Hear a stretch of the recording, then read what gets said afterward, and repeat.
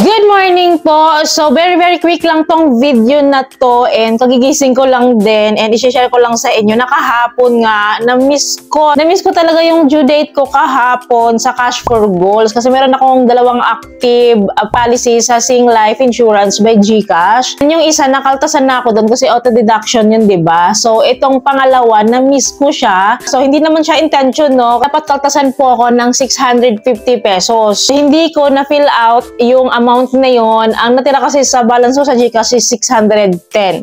So, hindi ko siya na-fill outan. Nakalimutan ko talaga, pero nasa isip ko na yon. Nagpa-load kasi ako, kaya nagamit ko yung 50 pesos. Kaya nagamit ko yung remaining dapat kompleto na yon. But, yun nga, dahil nakalimutan ko, dun kagabi lang, due date ko rin kahapon. So, kagabi lang, accidentally na-open ko yung GCash ko, and naalala ko nga, due date ko nga kahapon. So, sabi ko, hala, bakit hindi? Nakalimutan ko talaga as in. Ngayon lang to nangyari ha. Ngayon lang talaga nangyari to. Yan nga, dali-dali akong nagpa-send ng GCash para makumpleto ko yung 650 pesos nga na yon. So, nag-send ako and I was expecting sana na madedakan din ako that time kasi na-detect na nila na may laman na yung GCash wallet ko. Kasi auto-deduction nga, di ba? So, syempre nag-worry ako kasi ayoko syempre masira yung record ko dito sa GInsure, sa GCash. And ayoko yung magkaroon ng mga delays dito and never kasi akong nagkaroon ng mga juice dito kasi iningatan ko talaga yung accounts ko dito.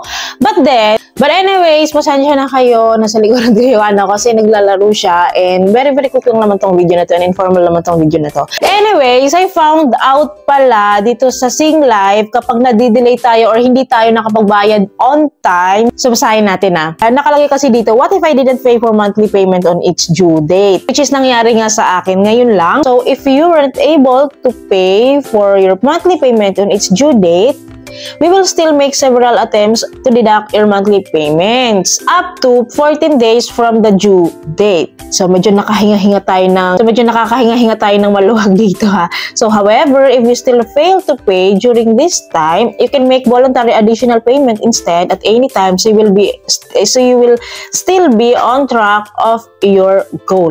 So, ang luwag naman pala ni Sing Life, no? Imagine ha, kapag na-delay ka from the date na, from your due date ha, bibigyan ka pa nila ng allowance, bibigyan ka pa nila ng allowable days para alam mo yun, makapagbayad. Saka hindi lang siya 1 day ha, hindi lang siya 3 days, hindi lang siya 1 week. 14 days po siya.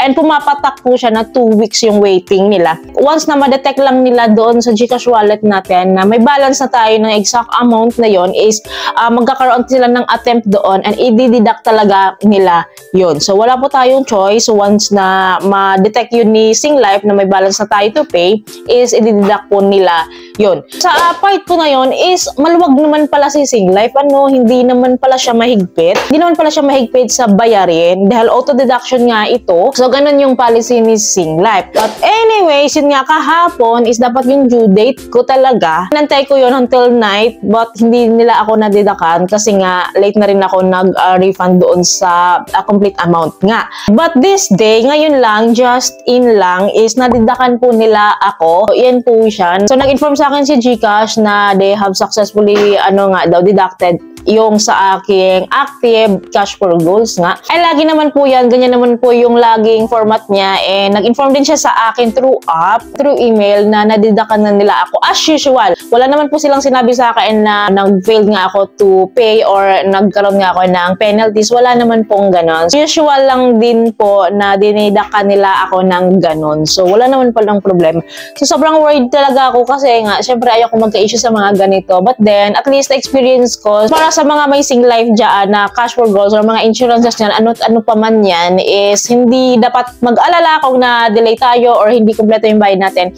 Kasi bibigyan talaga nila tayo ng chance para makapagbayad pa din at nasa track pa din tayo ng pagbabayad. So, yun lang po yung pinaka-quick update ko dito. At least na-inform kayo if ever kasi nangyari sa akin, baka mangyari din sa inyo. At least may idea kayo. So, anyways, bago kayo muli sa channel ko, kung hindi pa kayo nakapag-subscribe, don't forget to subscribe and click yung bell button para update kayo sa mga bago ko pa pong mga videos like this. Thank you for watching this video. Bye!